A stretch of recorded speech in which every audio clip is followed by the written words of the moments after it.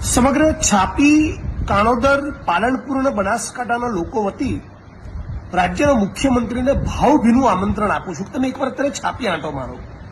તમે જે પ્રમાણેના વિકાસની ડંફાસો મારી છે, તમે નાગરિકો માટે બહુ મૃદુ છું, સંવેદનશીલ હોવાની જે બડાસો ફૂંકી છે, એક અડધો કલાક માટે તમે છાપી પાલનપુર હાઈવે પર આવીને ઉભા રહો અને તમને ખબર પડે તમારે વિકાસની વાસ્તવિકતા શું છે.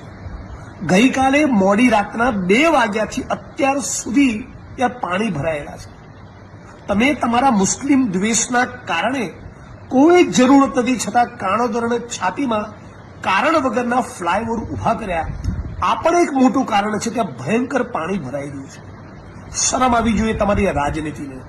આજે ત્યાં ગાડી મહેસાણા બાજુથી, અમદાવાદ મહેસાણાથી વડગામ પાલનપુર છાપી આવી રહેલા અને છેક નડાબેટથી અમદાવાદ મહેસાણા તરફ જઈ રહેલા નાગરિકો હજારોની સંખ્યામાં જે પરેશાન થયા છે, એનો રાજ્યની સરકારનો કોઈ અંદાજ છે? હું તો વિડીયોના માધ્યમથી સમગ્ર ગુજરાતની જનતાને અપીલ કરવા માંગુ છું કે તમે તમારા ફેસબુક પર, ટ્વિટર પર, સોશિયલ મીડિયામાં લખો. આખા ગુજરાતને ખબર પાડવી જોઈએ કે ગુજરાતના માર્ગ અને મકાન મંત્રી કોણ છે. ગુજરાતના મુખ્યમંત્રી ભૂપેન્દ્રભાઈ પટેલ એ પોતે ગુજરાતના માર્ગ અને મકાન મંત્રી છે. અને એ છતાં જે રાજ્યનો સીએમ પોતે માર્ગ અને મકાન મંત્રી હોય, એ છતાં આટલા રોડ રસ્તામાં પાણી ભરાય, આટલા રોડ રસ્તા તૂટે, શહેરમાં ભૂવા પડેલા હોય, ફ્લાયઓવર તૂટી જાય, મોટા મોટા બ્રિજ કોલેપ્સ થઈ જાય.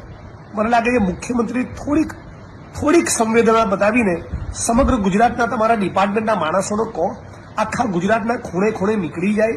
આ તમે શું કરી રહ્યા છો?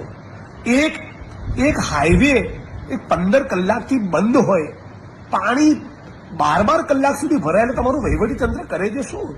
તમને કે શરમ આવે છે?